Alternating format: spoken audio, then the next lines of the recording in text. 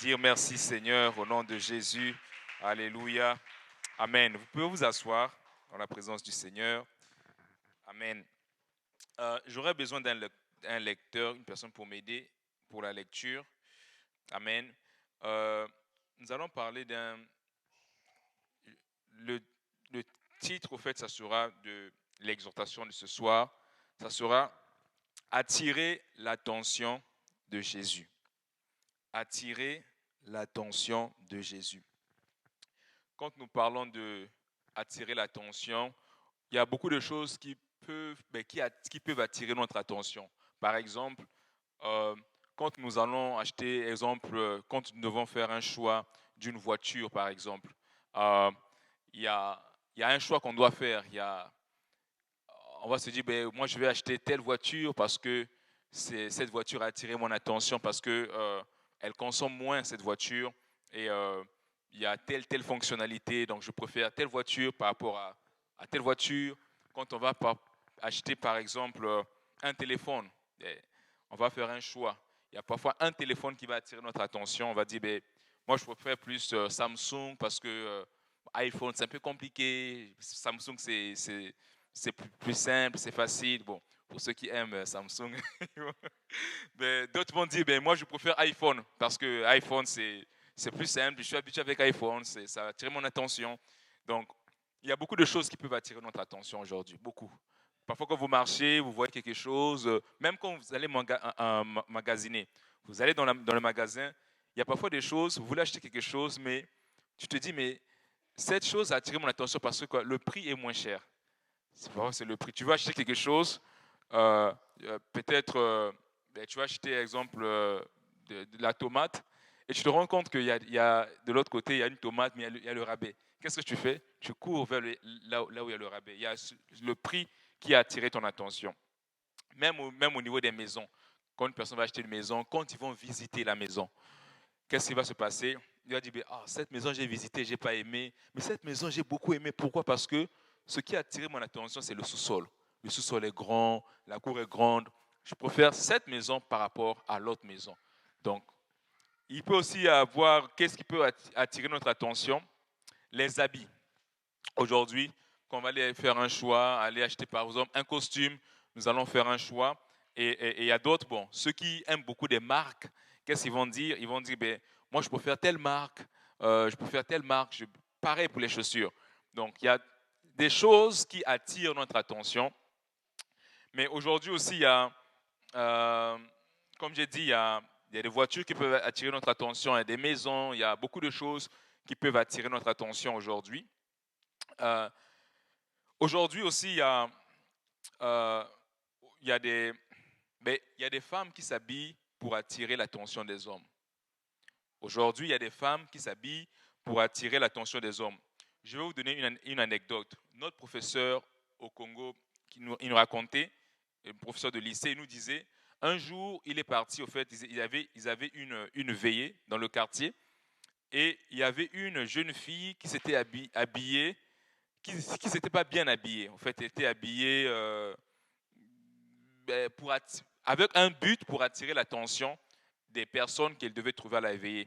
Mais quand elle est arrivée au fait à la veillée, elle s'est gênée, elle s'est un peu gênée, elle commençait à se regarder parce qu'il n'y avait que des vieux qui étaient là-bas, il n'y avait pas des jeunes. Donc, mon professeur nous racontait ça, il nous disait, cette jeune fille, son intention, c'était de marcher après, d'attirer en fait l'attention des jeunes qui étaient là-bas, qui devaient être là-bas la veillée. Mais à sa grande surprise, quand elle arrive, il y avait pas beaucoup de jeunes, il n'y avait que des gens qui étaient âgés et personne ne l'a regardé. Aujourd'hui, les femmes vont s'habiller d'une manière, ils vont s'habiller à exposer leur corps. Et le but de cela, c'est pour attirer l'attention des gens. Et ils vont s'habiller pour attirer les hommes. Et c'est ce qu'on voit aujourd'hui. Et vous savez, nous sommes en été. Et en été, faut doubler de vigilance, il faut même prier. Parfois, tu te dis, tu marches, tu ne sais pas, tu dois marcher comme ceci, mais on voit comment les gens s'habillent, les femmes s'habillent aujourd'hui, exposent leur corps. Mais une chrétienne ne doit pas s'habiller comme ça. L'habillement, c'est très important. Il y a des gens qui disent que, tu sais, Dieu ne voit pas, Dieu ne voit pas au cœur. Non, Dieu ne voit pas l'habillement. Dieu voit juste au cœur. C'est faux. Ce qui est dans ton cœur, au fait, ce qui est à l'extérieur, ça montre simplement l'état de ton cœur. La manière que tu t'habilles, ça montre exactement l'état de ton cœur. Donc, ça, ce n'est pas une raison pour dire que Dieu ne voit pas l'habillement, Dieu voit juste le cœur. Mais ce qui est dans le cœur va toujours sortir. Donc, les femmes aujourd'hui aussi s'habillent pour attirer l'attention des hommes. Il y a beaucoup de jeunes filles qui s'habillent pour attirer l'attention des hommes, pour qu'on puisse les appeler, ainsi de suite. Et il y a même des femmes qui vont s'habiller, ou des sœurs qui vont s'habiller. Vous savez, il y a des gens qui vont s'habiller d'une manière... ils vont... Je vais donner un exemple simple. Ça, c'est quelque chose que j'ai jamais compris. Les gens qui vont s'habiller, des sœurs, il va mettre une robe ou une jupe, mais une jupe serrée qui va dessiner en fait son corps. Et vous savez, en fait, c'est souvent l'habillement.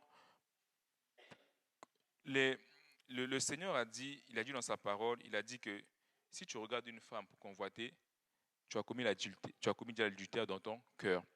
Mais cette femme, la femme, la manière qu'elle s'habille, en fait, la femme doit s'habiller modestement. C'est pour cela, souvent, on a des miroirs.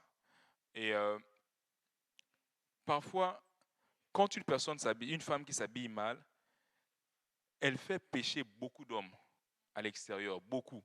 Pourquoi? Parce que les gens vont la regarder, et si la personne n'est pas affermie dans le Seigneur, elle va commencer à avoir des mauvais désirs vers cette femme. Pourquoi?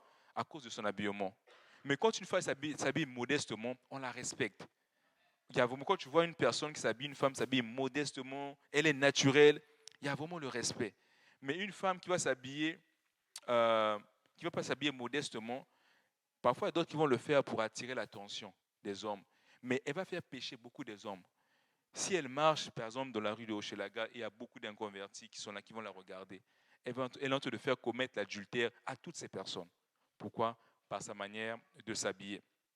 Qui va peut-être mettre une jupe serrée, qui va montrer...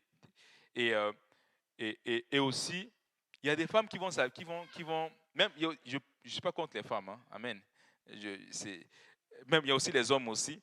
Mais il y a aussi, par exemple, le maquillage. Il y a des gens qui vont mettre le maquillage, qui vont dire, je vais paraître belle. Pourquoi? Parce que je vais attirer l'attention des gens. Par exemple, une femme va aller à une cérémonie, mais elle va dire, mais je suis pas belle comme ça. Je dois mettre au fait le maquillage, je dois mettre ces choses pour attirer l'attention des hommes, pour qu'on puisse me regarder. Dans le monde pense que quand tu mets des maquillages, en fait, c'est la beauté. Mais c'est faux.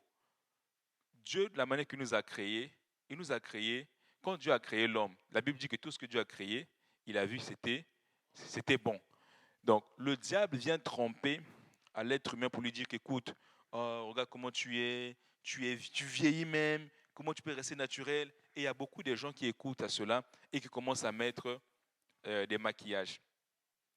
Et vous savez que les maquillages, ce genre de choses, ce sont des fœtus des enfants qu'on tue, qui sont avortés et qu'on prend avec quoi on fait ces produits cosmétiques. Même des cheveux, par exemple. Des cheveux que nos femmes vont mettre. Beaucoup de femmes sont ignorantes là-dessus. Des cheveux qu'on va mettre, on va dire, je vais mettre les cheveux des Indiennes. Mais Dieu t'a créé belle, beau comme tu es. Pourquoi tu veux rajouter encore quelque chose? Pourquoi tu veux devenir comme ces gens? La Bible dit quoi? Que tout ce que Dieu a créé était bon. Mais l'ennemi, qu'est-ce qu'il vient faire? Il vient attirer il vient en fait nous dire que il vient nous dire quoi? Il nous dit que la manière que tu es, tu n'es pas belle, tu n'es pas beau, il faut rajouter quelque chose dans ton corps. Nous allons lire une écriture, nous allons lire dans Marc chapitre 10, versets 46 à 53.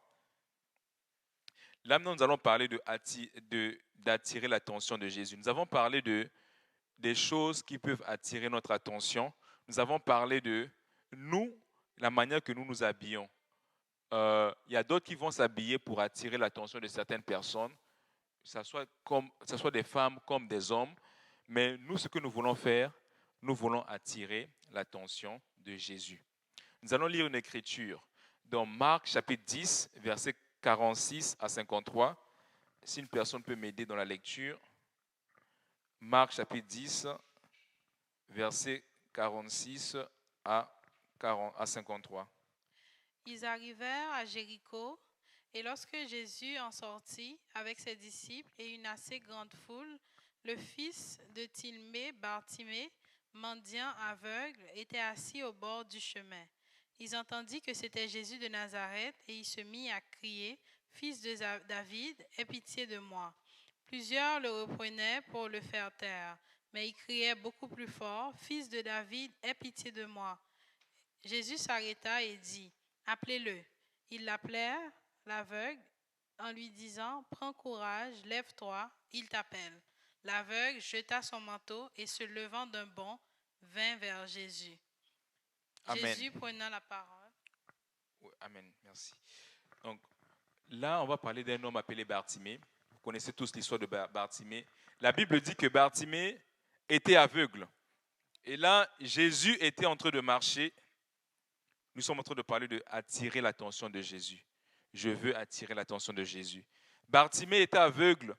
Et pendant que Jésus marchait, il y avait une foule qui était là, qui suivait Jésus. Certainement des gens qui criaient « Jésus, Jésus, Jésus ». Mais quand Bartimée a entendu que c'était Jésus qui marchait, qu'est-ce que la Bible dit? Bartimée a crié. Il a dit « Jésus !» Il a crié. Et il y a des gens qui ont essayé de faire taire Bartimée. Ils ont dit « Mais tais-toi, tais-toi ». Il y avait du monde qui criait. Il y avait la foule, il y avait les disciples, il y avait la foule, les gens qui criaient « Jésus, Jésus ». Mais cet homme, appelé Bartimée, a saisi cette opportunité. Il a dit « Aujourd'hui, c'est mon jour. Aujourd'hui, c'est mon jour. » Il s'est mis à crier. Il a dit « Jésus, Jésus !» Et les gens essaient de lui faire taire. Vous savez, parfois, il y a des gens qui ne vont pas parfois nous comprendre quand nous allons servir le Seigneur. Il y a des gens parfois qui vont vous dire « Non, maman Bibiane, tu exagères. Toi, tu pries tous les jours. Non, tu exagères. » Il y a des gens qui ne vont pas comprendre. Ce n'est pas tout le monde qui va te comprendre. Il y a des gens qui vont te dire « Non, là, tu exagères. Tu veux dire que même prendre de l'alcool, c'est mauvais. » Non, tous les chrétiens prennent de l'alcool. Non, là, tu exagères. On ne doit pas servir. Quand on sert le Seigneur, il y aura toujours des gens, en fait, qui vont venir pour te décourager. Ce n'est pas tout le monde qui sera d'accord avec toi. C'est pas tout le monde qui sera d'accord avec toi. Il y aura des gens qui vont venir pour te décourager, qui vont te dire tu exagères, qui vont te dire mais non, tu penses que tu es juste le seul chrétien, tu penses juste que toi tu es chrétien. Et cet homme Bartimée s'est mis à crier Jésus, mais il y a des gens qui ont essayé de lui faire taire. Il dit tais-toi, tais-toi, tais-toi. Mais qu'est-ce qu'il a fait? S'il avait entendu ou écouté ces personnes qui lui disaient de se taire, il ne devait pas voir son miracle. Mais qu'est-ce qu'il a fait? Il a dit écoute, moi, je ne vais pas me taire. Ce n'est pas entre moi, je veux regarder à personne, je vais crier à Jésus.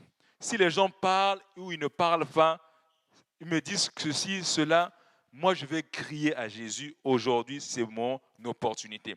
Il a crié. Malgré que les gens essaient de lui faire taire, il a crié. Il a crié. Et qu'est-ce qu'il a fait? Il a attiré l'attention de Jésus.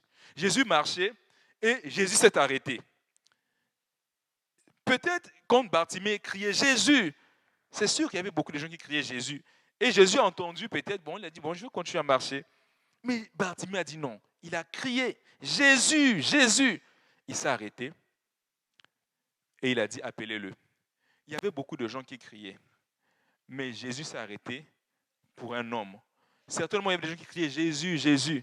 Mais il y a une personne, il y a un homme, Bartimée, qui a attiré l'attention de Jésus, qui a fait que Jésus puisse s'arrêter et puisse dire, appelez-le.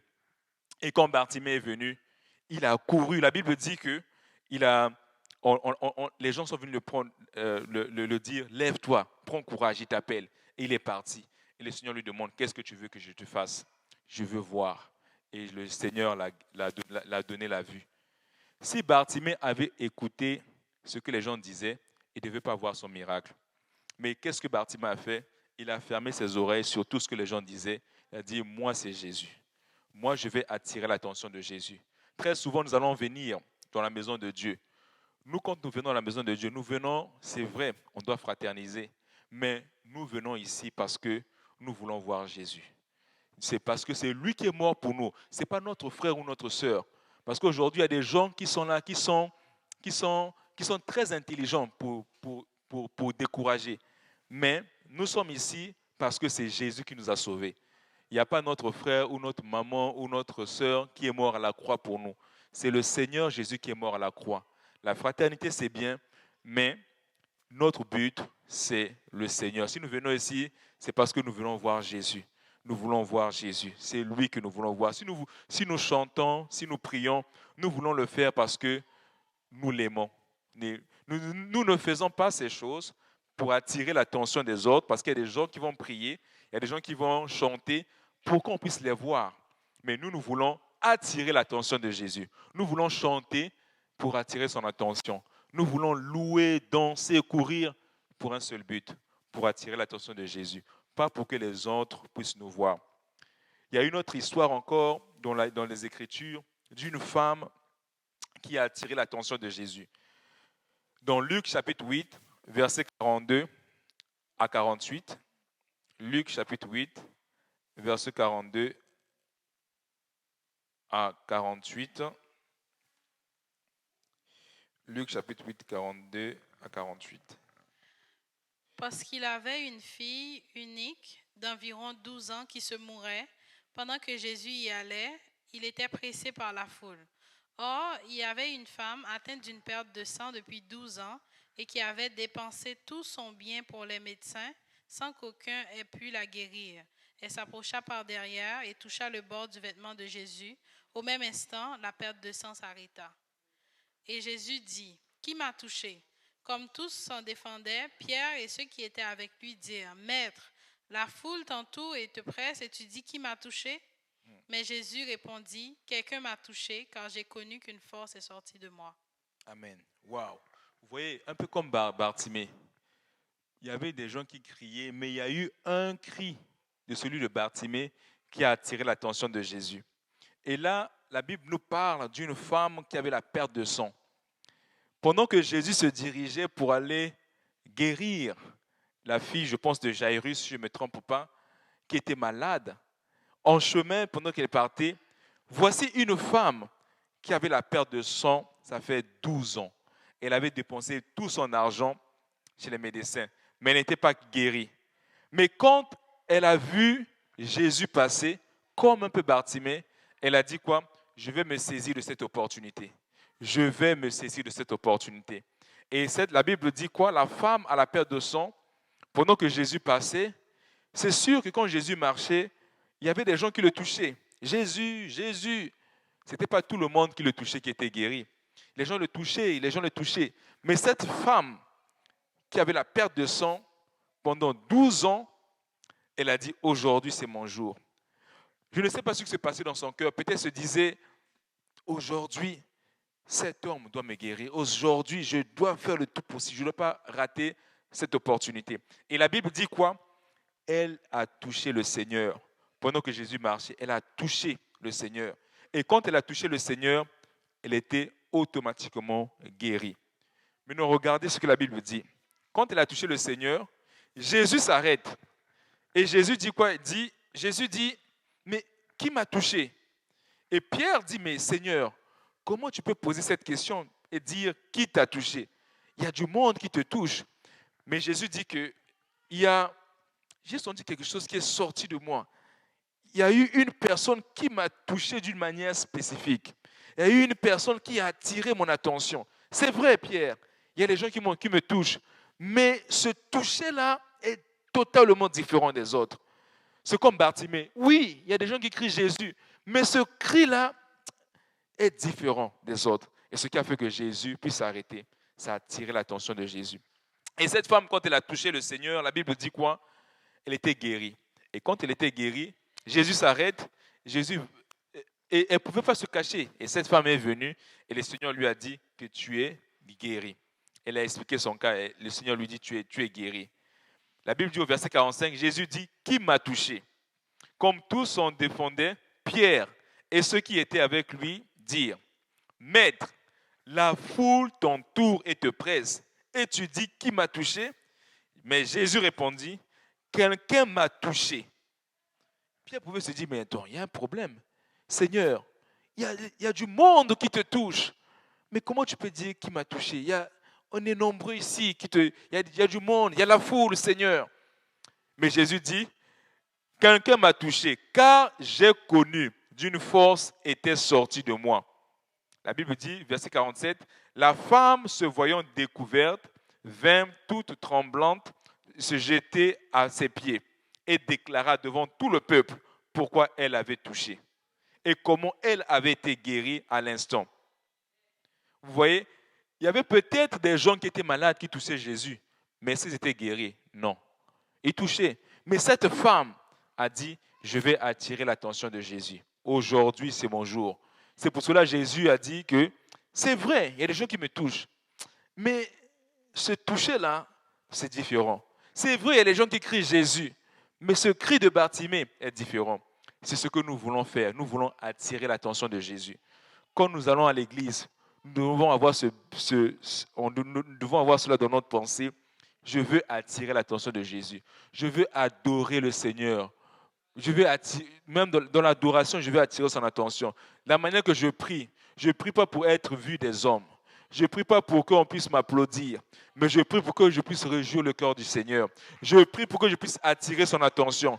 Je ne vais pas adorer parce qu'on puisse dire que tu es un vrai adorateur. Je veux adorer parce que je veux attirer son attention. Vous savez, Paul et Silas étaient en prison. La Bible dit qu'ils étaient en prison. Et la Bible dit quoi que vers minuit, Paul n'a pas dit à Silas, tu sais, moi je t'avais dit de prêcher doucement, tu vois là on nous a frappé, on nous a mis en prison, toi tu es tellement zélé. Non, Paul n'a pas dit ça à Silas et Silas ne s'est pas aussi plaint. La Bible dit quoi? Ils se sont mis à prier. Et quand ils commençaient à prier, ils ont eu la force de faire quoi? De louer. Ils ont commencé à louer Dieu, à louer, à louer, à louer. La Bible dit les prisonniers les entendaient. Quand ils ont loué Dieu, Dieu est descendu. Tremblement de terre. Sans qu'il y ait sans que la prison puisse s'effondrer. Tremblement de terre, les portes s'ouvrent. Parce que quoi? Ils ont touché le Seigneur, ils ont attiré son attention. Dieu est descendu. Et c'est ce que nous devons faire. Nous voulons attirer l'attention de Jésus. Nous ne voulons pas simplement nous habituer, ok, c'est dimanche, il faut aller à l'église, ok, chaque dimanche. Non, chaque dimanche doit être différent. Seigneur, je veux attirer ton attention. Je veux fermer mes oreilles à ce que les gens vont dire, si on me traite d'extrémiste ou comme ceci. Moi, c'est toi ou rien, Seigneur. Comme Bartimée. Bartimée dit, écoutez, vous me dites ceci, tais-toi. Il dit non. Moi, c'est Jésus. C'est lui ou c'est rien. La femme à la perte de sang, elle dit, c'est toi, Seigneur, ou rien. Nous allons prendre un autre exemple d'une autre personne qui a attiré l'attention de Jésus. Zachée. Dans Luc chapitre 19, versets 1 à 7, qu'est-ce que la Bible dit? Luc chapitre 19, versets 1 à 7. Je vais le lire. La Bible dit, Jésus étant entré dans Jéricho, traversait la ville. Et voici un homme riche appelé Zachée, chef des publicains, cherchait à voir qui était Jésus. Mais il ne pouvait y parvenir à cause de la foule, car il était de petite taille. Il courut en avant et monta sur un sycomore pour le voir, parce qu'il devait passer par là. Lorsque Jésus fut arrivé à cet endroit, il leva les yeux et lui dit, Zachée, hâte-toi de descendre, car il faut que je demeure aujourd'hui dans ta maison. Zachée se hâta de descendre et le reçut avec joie. Voyant cela, tous murmuraient et disaient, il allait loger chez un homme pécheur.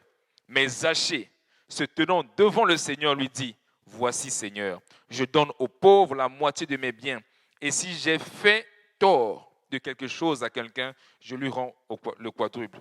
Jésus lui dit, le salut est entré aujourd'hui dans cette maison, parce que celui-ci est aussi un fils d'Abraham.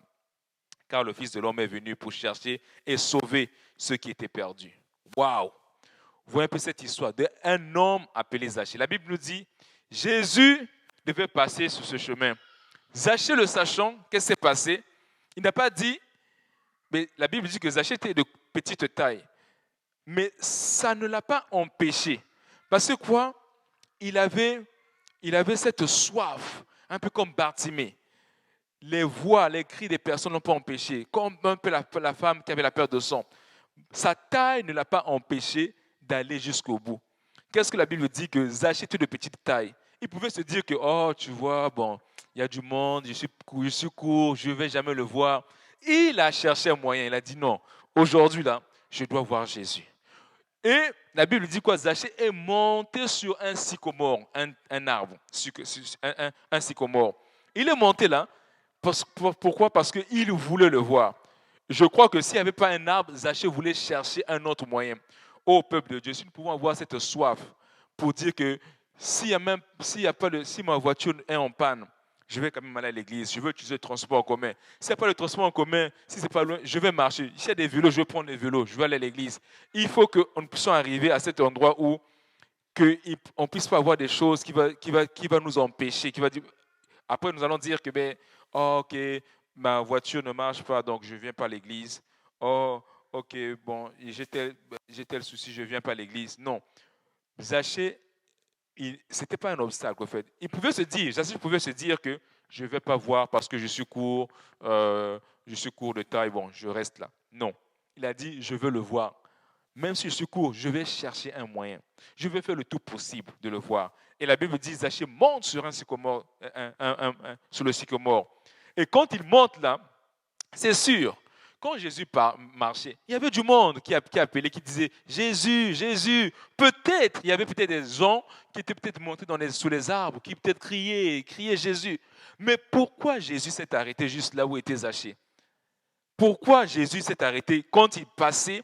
Et là, quand il passe devant le sycomore, il s'est arrêté. La Bible dit Jésus a levé ses yeux. Il a dit Zachée, hâte-toi de descendre. Il faut que je demeure aujourd'hui dans ta maison. Et Zachée était dans la joie. Qu'est-ce que Zachée a fait? Il a attiré l'attention de Jésus. Jésus marchait, il partait quelque part. Mais il s'est arrêté pour un homme appelé Zachée.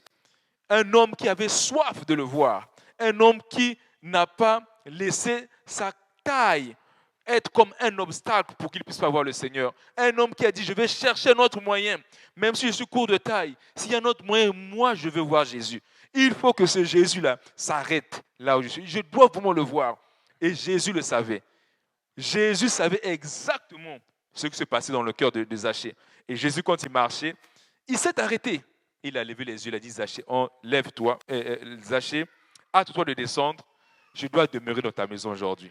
Et la Bible dit quoi? Les gens commencent à parler. Vous voyez, les gens vont toujours parler. Ce n'est pas un problème. Parce que, ils vont parler parce qu'ils ont une bouche. Ils doivent parler. Donc, il faut les laisser parler. Laissez les gens parler. Ils vont toujours parler. Ça ne va pas changer. Les gens vont toujours parler. Ils vont toujours te traiter d'extrémiste. Oh, toi, tu exagères. Toi, tous les jours, tu es à l'église. Toi, tu penses que tu es juste chrétien. Les gens vont toujours parler. Ce n'est pas un problème. Les gens, au temps de Zachée, la Bible dit quoi? La Bible dit que, voyant cela, tous murmuraient. Ils disaient quoi? Oh, regardez Jésus, il allait loger chez un pécheur. Oui, les gens parlaient. Et la Bible dit quoi? Zachée était dans la joie. Et Zachée, qu'est-ce qu'il a fait? Il a commencé à dire, Seigneur, écoute, si j'ai trompé, si je fais ceci, je rends le quadruple. Et Jésus dit que le salut est entré aujourd'hui dans cette maison. Imaginez-vous si Zachée avait dit, oh, je suis court de taille, je suis juste court de taille, bon, c'est pas la peine. Il y a du monde, il y a la foule, il y a du monde autour de Jésus. Bon, ma petite taille ne peut pas me permettre, bon, je rentre chez moi à la maison. Est-ce que Jésus devait rentrer chez lui? Je ne pense pas. Mais il a fait le tout possible. Il a dit, écoute, c'est vrai, je suis court de taille, mais ma taille ne va pas m'empêcher de voir Jésus. Je vais faire S'il y a un moyen, s'il faut courir, il faut sauter, il faut grimper sur un mur, Jésus, moi, je vais te voir. Il faut que, Seigneur, tu puisses t'arrêter à ma maison. Il faut qu'aujourd'hui, quelque chose se passe. Comme cette femme de père de son l'a dit, même si les gens me jugent, même s'ils me critiquent, ce n'est pas grave. Moi, c'est Jésus ou rien. Bartimée, tais-toi, Bartimée. Qu'est-ce que tu fais? Jésus, Jésus, tais-toi, Bartimée. Moi, c'est Jésus. Je vais attirer l'attention de Jésus. Nous allons prendre un autre exemple dans Genèse chapitre 18. Genèse chapitre 18, verset 1 à 8. C'est l'histoire d'Abraham. Abraham, dans Genèse chapitre 18, La Bible dit au verset 1, « L'Éternel lui apparut parmi les chênes de Mamré. Comme il était assis à l'entrée de sa tente pendant la chaleur du jour, il leva les yeux et regarda, et voici 3 hommes étaient debout près de lui. Quand il les vit, il courut au-devant d'eux, depuis l'entrée de sa tente, se prosterna en terre. Et il dit, « Seigneur, si j'ai trouvé grâce à tes yeux, ne passe point, je te prie, loin de ton serviteur. Permettez qu'on apporte un peu d'eau pour vous laver les pieds et reposez-vous sous cet arbre.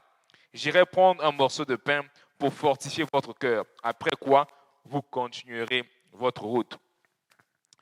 Car c'est pour cela que vous passez près de votre serviteur. » Ils répondirent, « Fais comme tu l'as dit. » Abraham alla promptement dans sa tente vers Sarah, et il dit, « Vite, 3 mesures de fleurs de farine pétrie et fais des gâteaux. » Ainsi de suite. Ces hommes étaient là. Abraham pouvait se dire, bon, ok, bon, écoute, bon, je vais juste les saluer après. Mais qu'est-ce que la Bible dit? Abraham courut vers ces hommes. Et il dit, Seigneur, si j'ai trouvé grâce à tes yeux. Au fait, c'est un peu, cette partie, je sais pas, ça me rappelle au fait, la Bible dit quand le Seigneur est ressuscité, euh, ça me rappelle les 2 disciples qui partaient, à Emmaüs. Emmaüs était un village qui n'était pas loin de Jérusalem. Et ils partaient vers ce village Emmaüs. C'était Cléopas et un autre disciple. Et pendant qu'ils partaient, la Bible dit qu'ils étaient en train de parler de ce qui s'était passé, comment on a crucifié Jésus, ainsi de suite. Et la Bible dit qu'il y a un 3e homme qui les a rejoints. Et cet homme, c'était Jésus. Et le Seigneur leur pose la question, il dit, mais de quoi parlez-vous pendant que vous marchez et que vous êtes triste? Et ils disent que, on parle de Jésus, il y a un homme appelé Jésus, nous on croyait que c'était lui qui devait nous délivrer, mais voilà, ça fait déjà 3 jours qu'il est mort. Il y a des femmes qui sont venues nous dire qu'il est ressuscité, qu'ils l'ont vu. Bon, déjà son corps, on ne sait pas là où son corps se trouve. Et il commençait à raconter, il parlait à Jésus, de Jésus. Et le Seigneur a commencé à marcher avec eux et le Seigneur leur dit quoi? Après, le Seigneur la Bible dit qu'il commençait à ouvrir leur intelligence. Jésus commençait à parler de lui, de ce qu'il était écrit de lui. Il a commencé par Moïse et les prophètes. La Bible dit que quand il devait partir, c'est un peu comme, ils vont partir, ils vont prendre ce chemin. Jésus lui dit que je vais partir à droite. La Bible dit, ils l'ont forcé, ils l'ont dit, reste avec nous. Ils ont forcé le Seigneur, ils ont dit, reste avec nous. Ils pouvaient bien laisser le Seigneur partir, mais ils ont dit, non, reste avec nous. Et la Bible dit que quand ils ont coupé le pain, et c'est là qu'ils ont reconnu que c'est le Seigneur, il a disparu. Après, ils ont fait demi-tour. Ils partaient à Emmaüs, mais ils ont fait demi-tour à Jérusalem pour leur dire que c'est vrai, il est ressuscité, nous l'avons vu. Mais imaginez-vous s'ils avaient simplement laissé le Seigneur partir comme ça. Mais ils ont dit quoi? Ils ont forcé, ils ont dit, écoute, cet homme-là, non, reste avec nous. C'est un peu ce que la Bible dit. Ici, Abraham, il voit ces 3 personnes qui arrivent. Et qu'est-ce que la Bible dit? Abraham pouvait bien les laisser passer, dire, bon, ok, bonjour. Mais Abraham est allé vers ces personnes. Et Abraham a dit, si j'ai trouvé grâce à tes yeux, ne passe point, je te prie loin de ton serviteur. Et Abraham a demandé à Sarah de faire des gâteaux. Et la Bible dit qu'Abraham courut à son troupeau et prit un veau tendre et bon. Et donna à un serviteur qui se hâta de l'apprêter. Et ils ont mangé. Mais non, quand ils ont mangé, qu'est-ce qui s'est passé? La Bible dit, quand ils ont mangé, la Bible dit au verset 9,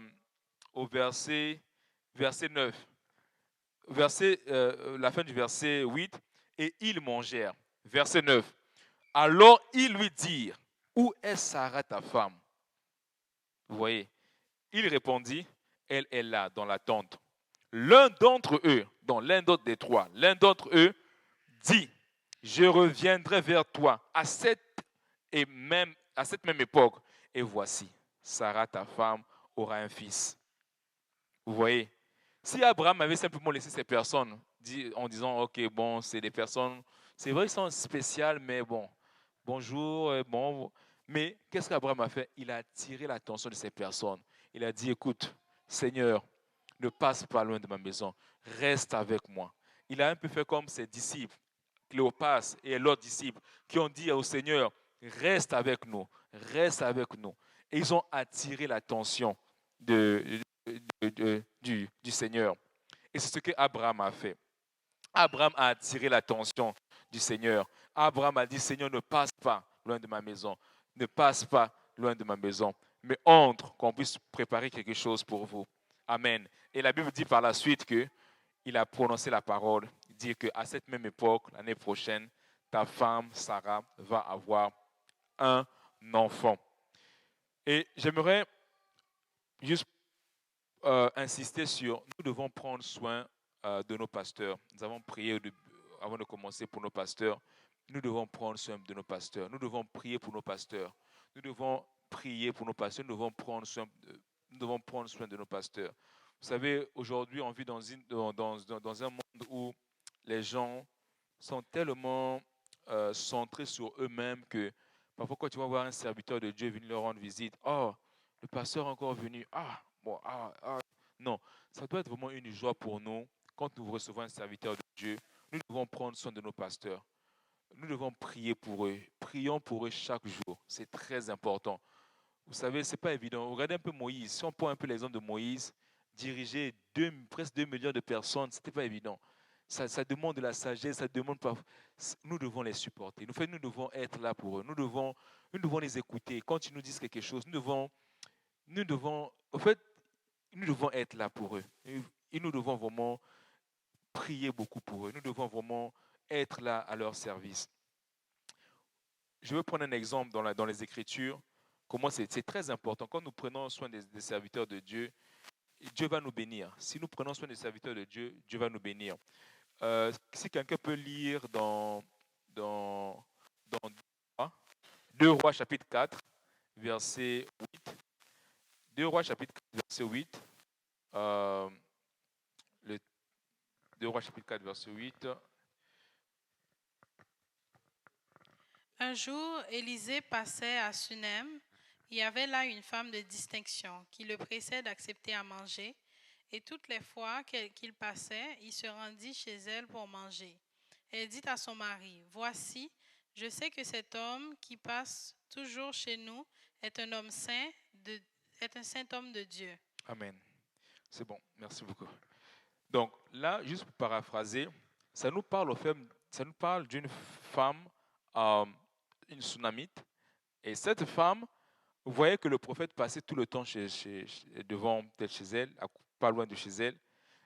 Elle a parlé à son mari, elle a dit que cet homme passe souvent ici, mais pourquoi pas on puisse lui faire une chambre là, réserver une chambre, comme ça quand il passe, quand il retourne, il va aller se coucher et dormir.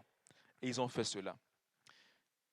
Ils ont accueilli l'homme de Dieu, ils ont fait une chambre pour lui, et la Bible dit par la suite que Élisée a appelé Géasi, son serviteur. Il lui a dit, cette femme nous a tellement bien reçus.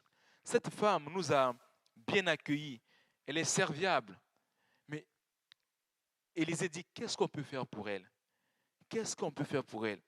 Et Élisée a dit à Géasi, son serviteur, appelle cette femme. Et quand cette femme arrive, il lui dit, est-ce qu'on doit parler pour toi au roi? Elle dit non.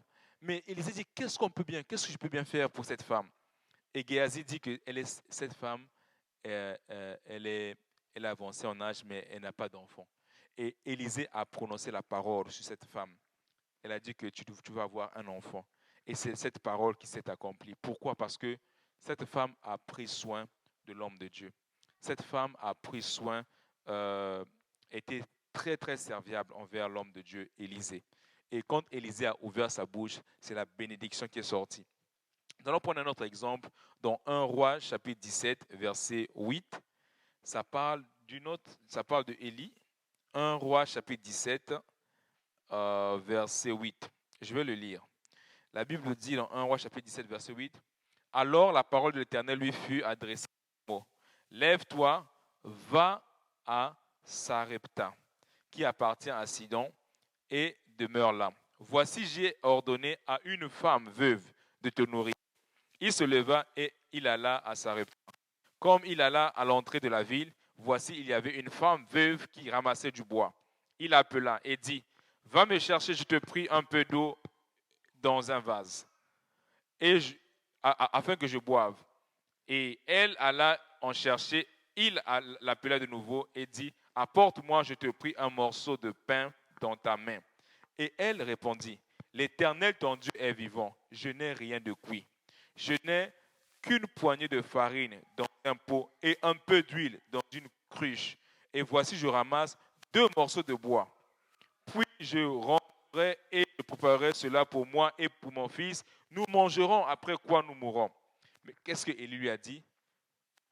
Ce peu que tu as là, Élie lui a dit, ce peu que tu as là, donne-moi d'abord.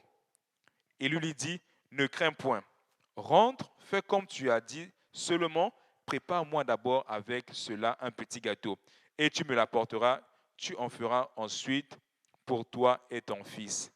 Car ainsi parle l'Éternel, le Dieu d'Israël, la farine qui est dans le pot ne manquera point, et l'huile qui est dans la cruche ne diminuera point, jusqu'au jour où l'Éternel fera tomber la pluie sur la face du sol. Cette femme avait juste un peu pour son fils, pour elle et son fils. Elle a dit quoi au prophète Élie? Elle dit, voici ce que j'ai, je vais manger avec mon fils et on va mourir. Et Élie, la Bible dit qu'Élie lui dit, ok, ce que tu as là, prépare ça pour moi et rien ne va manquer dans ta maison. Mais qu'est-ce qu'elle a fait? Elle n'a pas dit non, je ne veux pas le faire, je ne veux pas le faire. Elle a préparé pour l'homme de Dieu et elle a donné à l'homme de Dieu. Et la Bible dit quoi par la suite?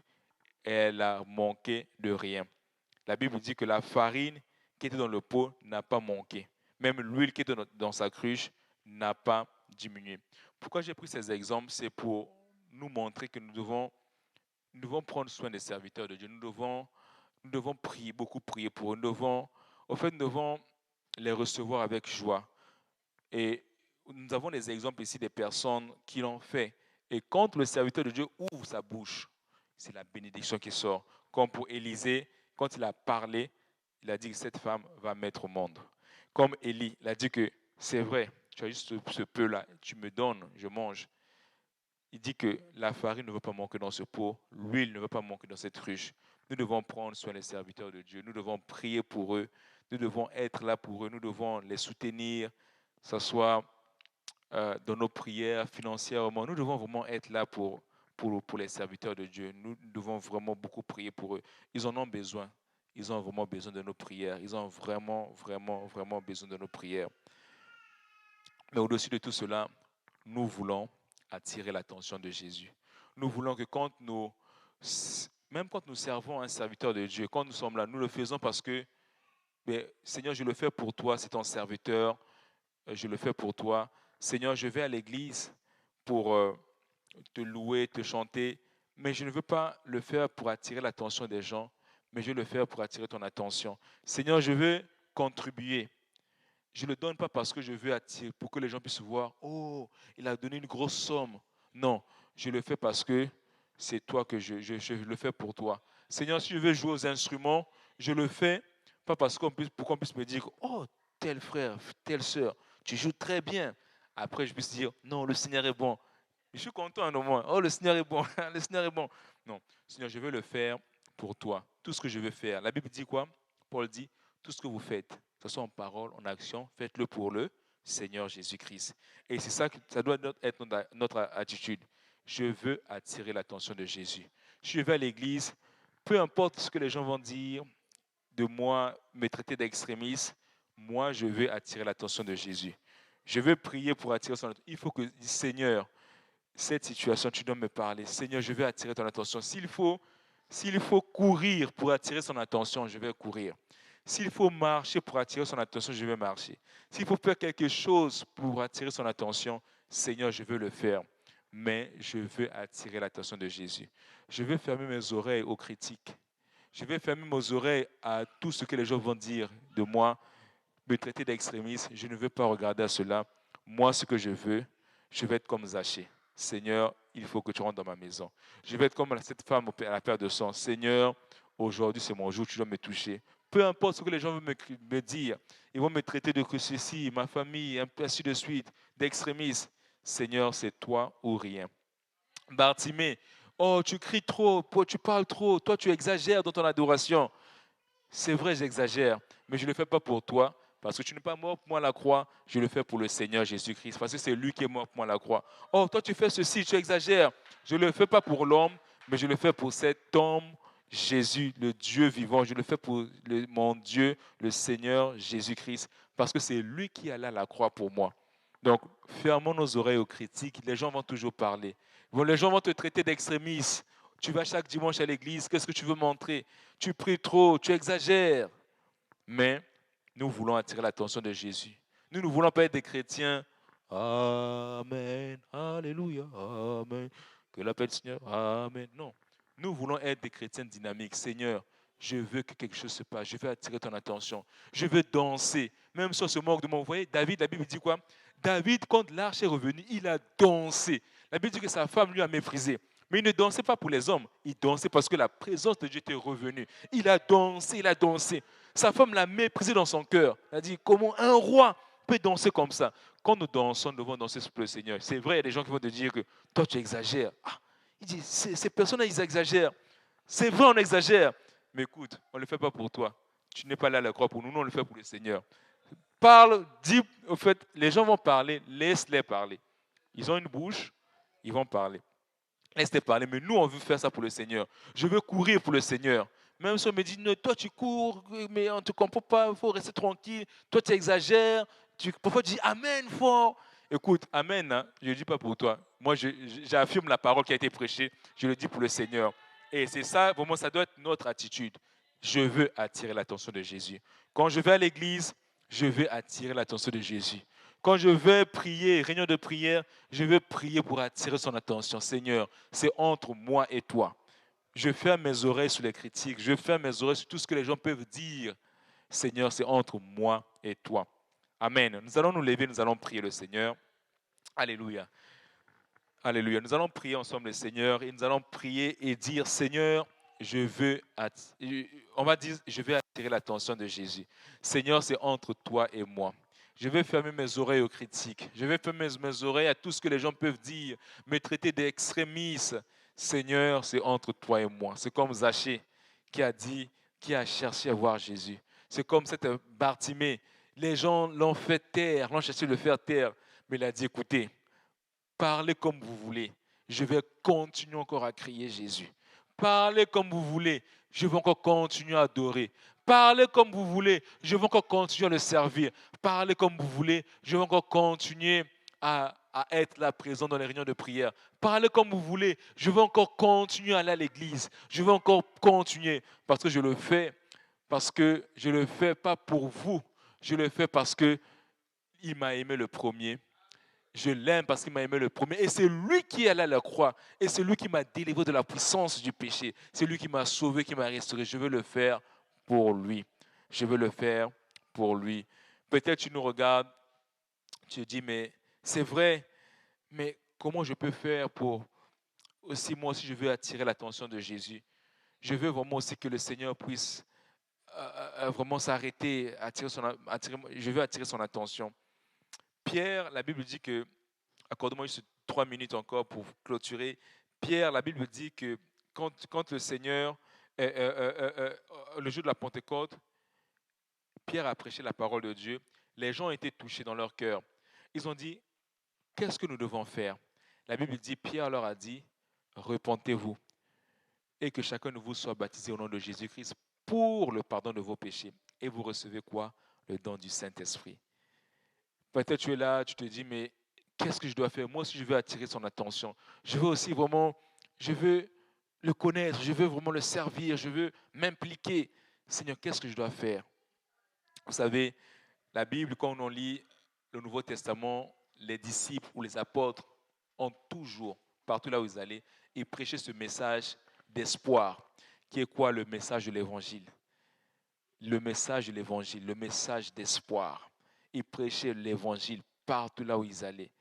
Et des gens étaient touchés, ils se repentaient de leurs péchés, se faisaient baptiser au nom de Jésus, et Dieu les remplissait du Saint-Esprit. Tu te dis, mais comment je peux le faire? Tu dois te repentir de tes péchés, te faire baptiser au nom de Jésus, parce que c'est le nom qui sauve. C'est le nom qui a la puissance de te délivrer du péché. C'est le nom qui pardonne tes péchés. Tu te fais baptiser au nom de Jésus-Christ pour le pardon de tes péchés et Dieu te remplit du Saint-Esprit. C'est possible de le faire même aujourd'hui. Si tu es là, tu ne t'es pas encore baptisé au nom de Jésus, je te pose encore les questions. Pourquoi pas saisir l'opportunité comme Bartimée l'a saisi? Quand Jésus passait, il a dit, Bartimée n'a pas remis ça demain, il n'a pas dit, ok, bon, peut-être Jésus va repasser demain. Non, il a saisi l'opportunité, il a dit, Jésus, Jésus, Jésus. Pourquoi pas saisir l'opportunité comme Zachée, quand Jésus passait, il a dit, je dois le voir. Pourquoi pas saisir l'opportunité comme cette femme à la perte de sang qui a dit, je vais toucher Jésus. Aujourd'hui, c'est mon jour. La Bible dit que aujourd'hui, si tu entends sa voix, n'endurcis pas ton cœur. Si le Seigneur te parle, que tu sois en ligne, que tu sois ici, tu peux te faire baptiser aujourd'hui même, ce soir même, au nom de Jésus-Christ. Et Dieu va te remplir du Saint-Esprit. Amen. Il va te donner tu auras cette puissance de marcher dans la sanctification, cette puissance de marcher et de servir le Seigneur. Nous allons prier. Seigneur Jésus, merci pour ta grâce, merci pour ta parole. Seigneur, comme nous l'avons lu dans ta parole, ces personnes, Seigneur, qui ont attiré ton attention. Bartimée qui a crié à toi, malgré des gens qui parlaient, qui disaient beaucoup de choses. Mais Seigneur, il a continué à crier. Comme Seigneur Zachée, Seigneur, il ne s'est pas laissé, il n'a pas laissé sa taille, malgré il était court de taille, il n'a pas laissé sa taille être un obstacle pour lui, Seigneur. Mais il a dit qu'il devait te voir. Il a fait le tout possible. Il est monté sur un arbre pour te voir. Comme la femme à la perte de son Seigneur, peu importe ce que les gens pouvaient dire d'elle, mais Seigneur, elle a saisi cette opportunité. Seigneur, nous voulons aussi faire pareil. Nous voulons attirer ton attention. Quand nous allons à l'église, quand nous allons, Seigneur, quand nous te louons, nous voulons le faire parce que nous voulons attirer ton attention. Nous voulons louer le Seigneur pour attirer ton attention. Seigneur, nous voulons te louer pour attirer ton attention. Nous voulons attirer ton attention. Nous ne voulons pas tomber dans cette routine où ça devient, où nous devenons, nous n'avançons pas, c'est juste les mêmes choses, mais nous voulons attirer l'attention de Jésus. Quand nous allons à l'église, Seigneur, nous voulons chanter pour toi. Nous voulons danser pour toi. Nous voulons crier pour toi. Nous voulons battre nos mains, Seigneur, pour toi. C'est pour toi, Seigneur, que nous voulons le faire. Parce que nous voulons attirer ton attention.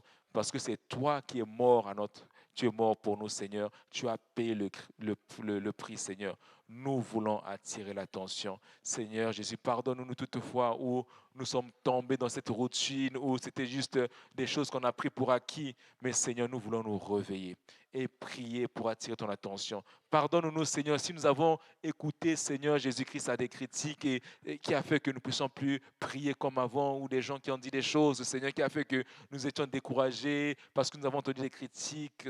Seigneur, pardonne-nous. Mais nous voulons fermer nos oreilles aux critiques. Nous voulons fermer nos oreilles à tout ce que les gens peuvent nous traiter. Nous voulons juste Jésus. Nous voulons juste Jésus. Nous voulons voir Jésus. Nous voulons voir Jésus. Seigneur, merci pour ta grâce. Et aide-nous, Seigneur. Nous voulons avoir cette soif de plus de toi, plus de toi, plus de toi chaque jour. Nous voulons attirer ton attention chaque fois que nous venons dans ta maison, Seigneur. Nous voulons attirer ton attention. Nous voulons attirer l'attention de Jésus dans l'adoration, que ce soit dans la prédication, que ce soit dans la louange. Seigneur, ta parole, nous voulons le faire pour attirer ton attention parce que nous t'aimons, Seigneur, parce que tu nous as aimés le premier. Que ton nom soit béni. Bénis mes frères et sœurs, couvre-nous par ton sang. Et le peuple de Dieu dit au nom de Jésus. Au nom de Jésus. Au nom de Jésus. Amen. Que le Seigneur vous bénisse. C'est Pasteur Yannick.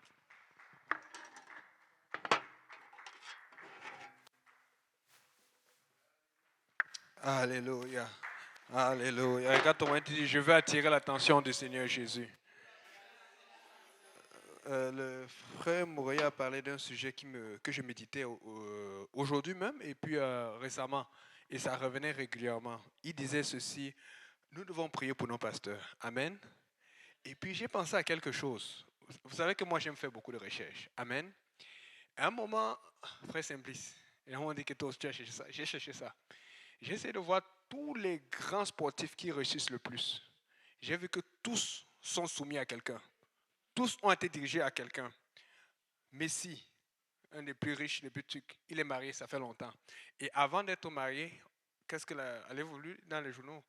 Il est avec la même copine, ça fait très très longtemps. C'est sûr que nous, on ne fait pas le concubinage. Amen. Mais n'empêche qu'il est avec la même fille, ça fait très longtemps. Et tu vois la stabilité dans les finances, pas de divorce et tout. Allez voir Cristiano Ronaldo. Pareil, il a ses enfants. Tous les grands sportifs que tu vois stables, Kobe Bryant avant de mourir, femme, enfant. Mais ce sont des choses qu'on prêche à l'église. Mais il y a des gens qui luttent contre cela. Ce sont des gens très stables. Allez voir Zidane, allez voir tous ces gens-là. Tous ceux qui sont vraiment calmes et qui réussissent. Maintenant, je suis allé faire des trucs, j'ai regardé dans la politique. Tous les politiciens qui ont réussi, tout, que ce soit François Legault aujourd'hui, tout, regarde tous les grands politiciens, tu vas voir qu'ils ont été dirigés par quelqu'un. Ils ont été dans les ministères, François Legault a été ministre ici dans le Parti québécois dans le temps. Ils ont eu des leaders, je pense son grand panel, celui qu'on appelle Lionel Gros là, tu vas voir, c'est quelqu'un qui était très conservateur francophone. Il y a une semence quelque part. Mais les gens ne veulent pas savoir ça. Allez voir la famille Trump. Le père de Trump était un grand conservateur. Allez regarder toutes là, les grandes familles aux États-Unis. Mais les gens sont là pour se rebeller. Dans le monde, ils comprennent que pour réussir, il faut être stable. Ils comprennent que pour réussir, il faut avoir un dirigeant. Mais dans l'église, ils vont venir nous enseigner cela. Donc, fait que si vous entendez encore ces gens qui parlent que le pasteur, il faut comme ça, nous on a les églises, on peut, chacun loue, chacun fait ça, tout. Dieu, allez-vous dans vos églises sans pasteur là. Nous, on va rester dans nos églises avec pasteur. Amen. Et on va prier pour nos pasteurs.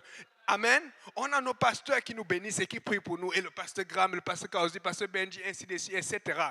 Les désordonnés là, si vous parlez encore, vous lui dites les 100 pasteurs. Nous, on a nos églises avec pasteurs. Et comme d'autres ne vont même pas à l'église, ils vont où ce soit les églises et les maisons, les gens, qu'ils aillent. Mais nous, on va rester dans les églises avec pasteurs. On va avoir des dirigeants et puis Dieu va nous parler pour que nous aussi, on parle à d'autres personnes plus tard.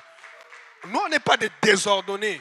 Nous sommes des enfants de Dieu. N'écoutez pas ces paroles démoniaques, pasteur, ça fait ça et tout ça là. Parce que le diable veut t'empêcher d'être soumis. Le diable veut t'empêcher d'écouter. Le diable veut t'empêcher qu'on prie pour toi pour qu'il puisse te frapper. Vous savez combien de fois le diable a voulu te frapper, ton pasteur s'est mis dans la brèche pour toi, alors que tu n'écoutais même pas ses conseils. Et les gens viennent, n'importe quoi. Nous, on a trouvé notre bénédiction. Et je suis béni avec Dieu et avec mon pasteur. Quelqu'un te raconte pas qu'il aille regarder et qu'il soit béni avec moi. Moi, je suis béni dans mon église avec Dieu et avec mon pasteur. Amen. Alléluia.